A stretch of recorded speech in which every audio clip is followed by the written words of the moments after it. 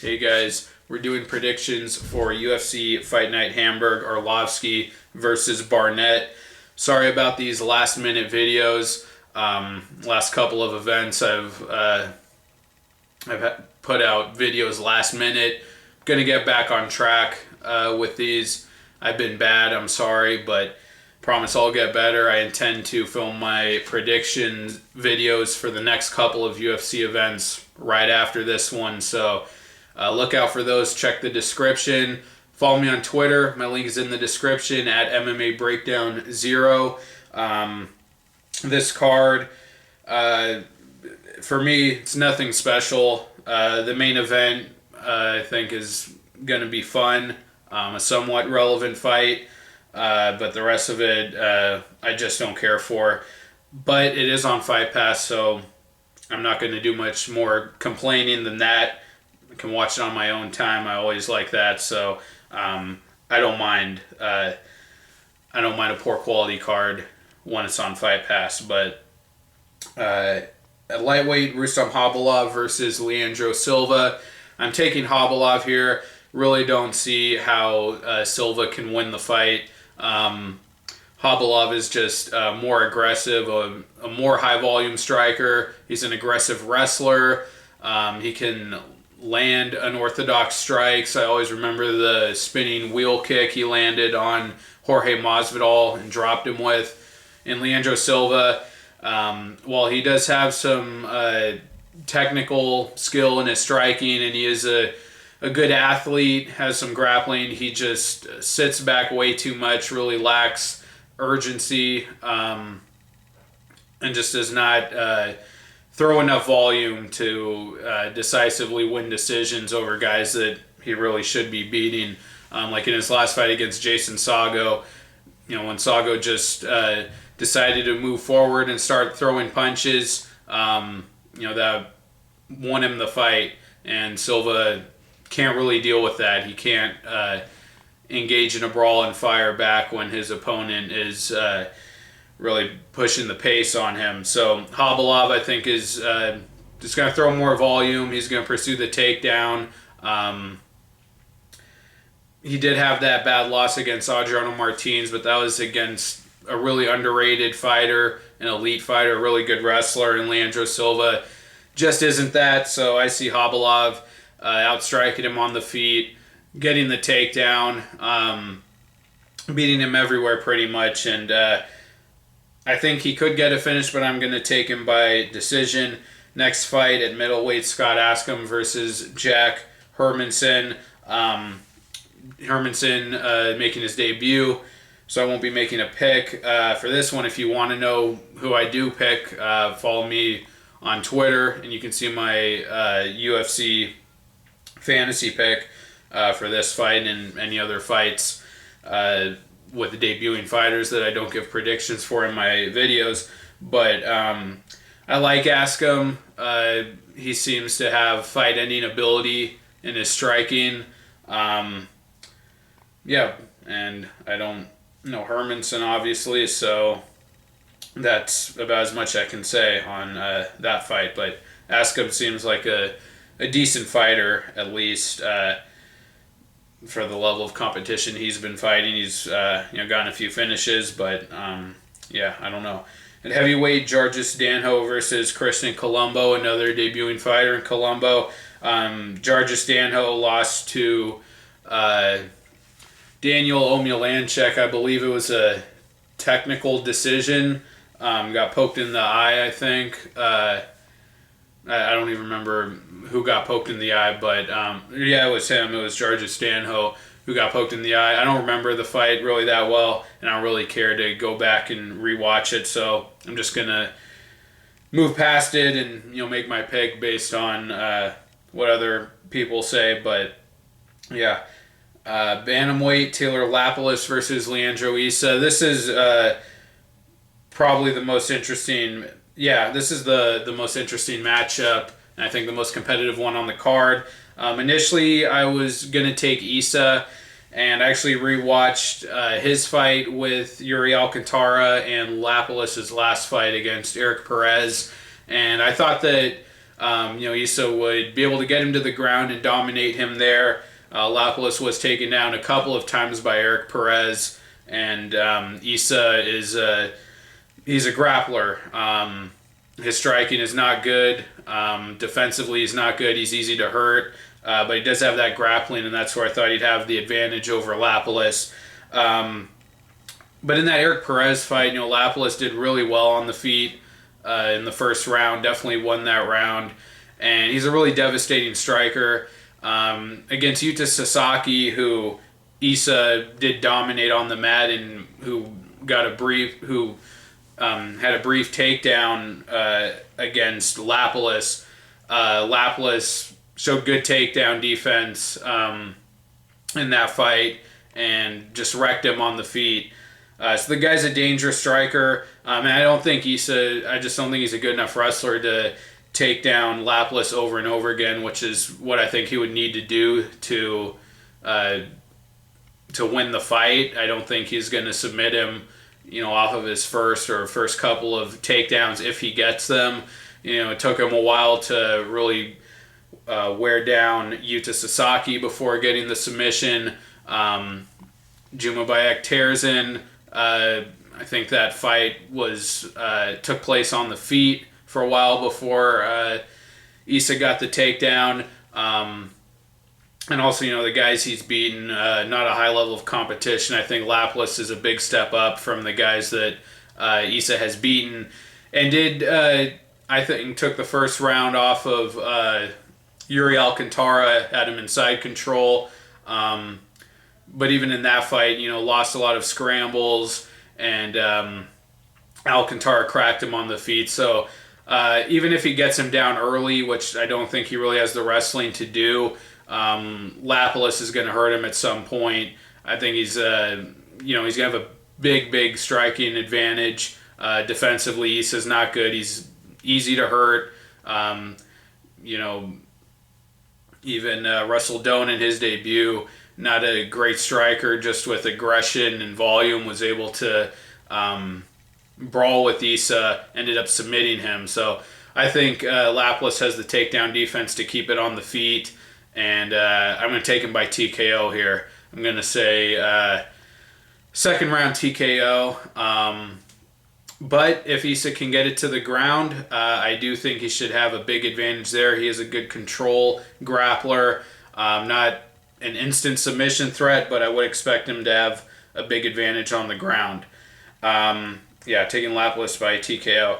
And next up, women's bantamweight, Ashley Evans-Smith versus Veronica Macedo. Macedo's a debuting fighter. Evans-Smith, she had a good start against Raquel Pennington, was taking her down, landing some ground and pound before Pennington just turned it around, spun to the back and got that bulldog choke. And then in Evans's next fight against Marion Renault, she pretty obviously and clearly got outstruck and somehow won the decision. So I don't really know what to make of her. Next fight at welterweight, Peter Sobotta versus Nicholas Dalby.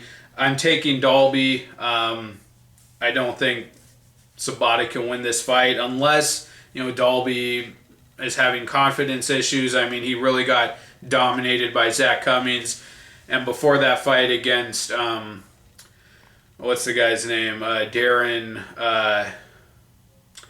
the English guy. I thought he did well in that fight to come back and land that head kick that I think gave him that round 10-8, but he was down 2 rounds before that. I think he got hurt. I think got dropped in that fight. So he's been kind of, walking the line his last couple of fights, and Sobotta's another kickboxer. These guys are going to have similar styles, but Dalby throws a lot more volume. I think better at chaining the punches and kicks together. He has a bit of a takedown game. Just a better overall fighter than Sobotta, I think. And, we saw against Kyle Noak, this guy just, ran through him, landed that liver kick early in the fight, and that was all it took to put put him down. Yeah, so I like Dalby, but I don't know. I wonder what he's going to be like after a couple of tough fights, a really bad loss in his last fight. I don't think that's going to be enough, for Sobotta to win this, but I think that potential is there. But I like Dalby to just outstrike him, outpoint him, throw more volume to win a decision. Okay, at welterweight, Jessin Ayari versus Jim Wallhead. Don't know either of these guys. Yeah. Onto the main card. It's all Fight Pass, though. And lightweight, Nick Hein versus Tai Hyun Bang. I'm taking Nick Hein. Tai Hyun Bang, I just don't think is much of a high-level fighter. Had the knockout over Cajun Johnson, who, who even knows what's going on with that guy anymore. And then who did he lose to? Lost to John Tuck, where he got dropped and then choked out. And his last fight won a split decision against Leo Kuntz, which I honestly don't remember. Nick Hein, I don't think is as great as most fans think he is, but he is consistent. He has a really straightforward, effective game. Just throws that overhand left over and over. And he mixes in his judo at times. Probably, I think his most impressive performance was probably the James Vick fight, which I thought he won. Dropped Vick a couple of times and then got him in crucifix position on the ground, I think twice. But, yeah, I'm taking Nick Hein. Just a better fighter, has fought better competition. Tai Hyun Bang, I don't think he really has, a really defined game. No real dominant skills. So taking Nick Hein to win another decision here. A light heavyweight, Ryan Bader versus Ilir Latifi. Other than the Lapilus Issa fight, I think this is probably the next most interesting matchup on the card. I like Latifi here. Bader has fought a higher level of competition, but I don't really buy that Bader's going to be able to out-wrestle him, at least not dominantly. I mean, I think Bader's kind of overrated as a wrestler. Like in the OSP fight, got him down over and over again, but, it never really leads to anything with Bader. He doesn't have big ground and pound. He doesn't even hold you there, off of the takedown for the whole round. I mean, OSP, even though he got taken down repeatedly, he got back to his feet repeatedly. And that's a guy with, pretty much zero ground game. And he's not a submission threat, Bader. The guys he has submitted and the guys he has dropped on the feet have been, old, irrelevant guys that, like Jason Brills and Vladimir Matyushenko. I think both of those guys retired after those fights. So I don't think there's any way. I think it's very unlikely he hurts Latifi on the feet, and I don't think he submits him on the ground. I don't think he even controls him much on the ground. And Bader he hasn't gone to his wrestling much in his last couple of fights. Like the Phil Davis fight, did not want to wrestle with him at all. Really seems to only want to strike now. And he has made technical improvements with his striking. He did look good in the Rashad Evans fight, but again, his shots are not powerful. And Latifi does have power, and Latifi, I wouldn't call him a technical striker, but I think he's just a more fluid, more capable kickboxer than Ryan Bader. Not as many technical tools, but he does capitalize on openings. He's able to land those big power shots, and I think in the pocket, he's gonna have a big advantage there and can really hurt Bader, who's never dealt well with power strikers. He's easy to put away against guys with power, or by guys with power. Teixeira, Rumble, Machida, even Tito Ortiz dropped this guy. So I think Latifi. I don't know if he finishes him. I do think he'll rock him. He'll hurt him. And Latifi has a bit of a wrestling game himself. I don't think he's going to out-wrestle Bader, but he showed a decent cage control game, got it on the legs and held Volante up against the fence.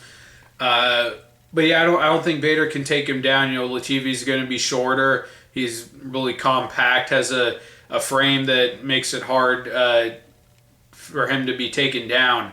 I think he's more explosive in the pocket, so I can see him really sprawling and avoiding getting taken down by Bader. And then I just like him to close the distance and land those big bombs to at least win a decision. So I think he can finish Bader, but I'm going to take Latifi by decision. All right, light heavyweight, the co-main event, Alexander Gustafsson versus Jan Blachowicz. I'm taking Gustafsson. This is a complete mismatch. It's really kind of a wonder to me that Blachowicz got that win over Latifi in his debut, where he looked like, after that performance, you would think he was, going to be successful, but just has not been good by then. This guy could not fight in the clinch. He has bad takedown defense, and off of his back, he is terrible. Corey Anderson just held the guy down.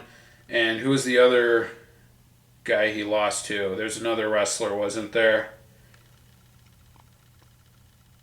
Oh yeah, Jimmy Manua. That fight, Manua just was able to clinch with him and hold him against the fence. The guy couldn't move. And then his last fight with Igor Pokrajec, who has to be one of the worst fighters at light heavyweight in the UFC. That was such a, sloppy brawl back and forth against a low-level guy. It seemed like Blachowicz was really putting forth a lot of effort and energy without much effect. Just not a good fight. I was unimpressed with him after that. And Gustafsson, we don't have to go into how great he is, and people are down on him, and that's the one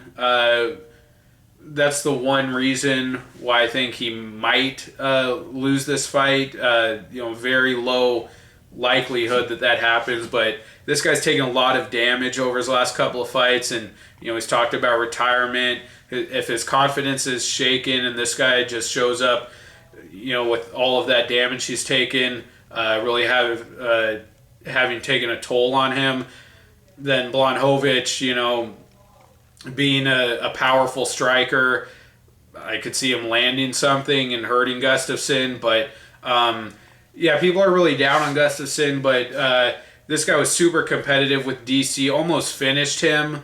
The current champion, almost finished him at one point in that fight and had a super competitive fight with him. And lost a Rumble, but I don't think that's such a bad thing these days. And before that, the fight with Jones, also very competitive, very close. So I think Gustafsson should just destroy this guy. I think he'll probably box him up on the feet, use that length, and probably hurt him. And I think maybe submit him, a follow-up submission after hurting him on the feet. So I'm going to take Gustafsson by submission. And frankly, even if this goes past 2 rounds or if it goes to a decision, I think that would be a big disappointment. That's just how much of a mismatch I think this is. So I'm taking Gustafsson. And the main event, Arlovski versus Barnett. I have to take Arlovski, and I don't really see where Barnett can win it. And it's not to say Barnett's a bad fighter. Both these guys are still top 10, at least, in my mind. I don't think, actually, it's a terribly relevant fight. I don't think either of these guys, even if they win impressively, are going to get a big fight and, that puts them in title contention. I think that's just kind of the heavyweight division is, not deep. A lot of these veterans are still hanging around in the top 10. But anyways, I don't see Barnett winning it. I don't know where he can win it. I think Arlovski is just the better striker, and he's not some technical master when it comes to striking, but I do think he has more tools than Barnett. Barnett, the guys he's beaten in the UFC, Frank Mir and Roy Nelson, he had a real physical advantage over both of those guys. He was able to impose his physicality against Mir, just went right at him, started dirty boxing, and, I think was so confident that he was, put himself in harm's way there. He took a lot of shots in the clinch and was really kind of fighting recklessly. And against Roy Nelson was able to get him against the cage, and then again showed great dirty boxing, great elbows, great clinch work. I thought that was an impressive performance, and had the cardio to go 5 rounds with Nelson. But then against bigger guys, just physically bigger, Rothwell and Travis Brown, he wasn't able to dominate them in the clinch, and he wasn't even able to impose his wrestling game, and I really thought we'd see more of that. Got those couple submission wins in Strikeforce. Even against Roy Nelson, Nelson took him down, I think, at one point in that fight, and I don't think Barnett took him down at all, and I don't think attempted many takedowns. If he didn't come close with them. I just think he's unwilling to get his hands dirty, really get in there and mix it up with the bigger guys, the more dangerous, powerful strikers like Rothwell and Brown, and cost him against Brown. So same thing in this fight. I don't think he's going to be willing to really wrestle and grapple and clinch with Arlovski. I think Arlovski can be out-wrestled. Frank Mir was looking like a better wrestler than he ever was at any other point in his career against Arlovski. Hit some nice takedowns in that fight. But I don't see Barnett doing that. And then on the feet, like I said, Barnett's a great dirty boxer, but with any kind of space at any kind of distance, I think Arlovski's a lot better, and he's really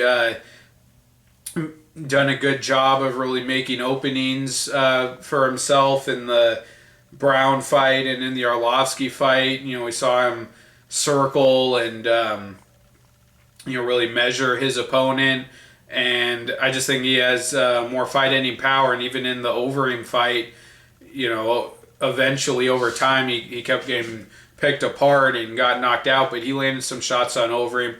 I think Arlovski's the better striker, more dangerous striker, and I don't think Barnett really wants to fight him in the clinch and really commit to the takedown, because we haven't seen that from him against I think less skilled guys than Arlovski. So I like Arlovski here. I think he's going to get a second or third round TKO. Those are my predictions for UFC Fight Night Hamburg. Thank you for watching, guys. Don't forget to follow me on Twitter and look out for the next couple of videos from me for the upcoming UFC events. Take care, guys. See you in the next video. Bye.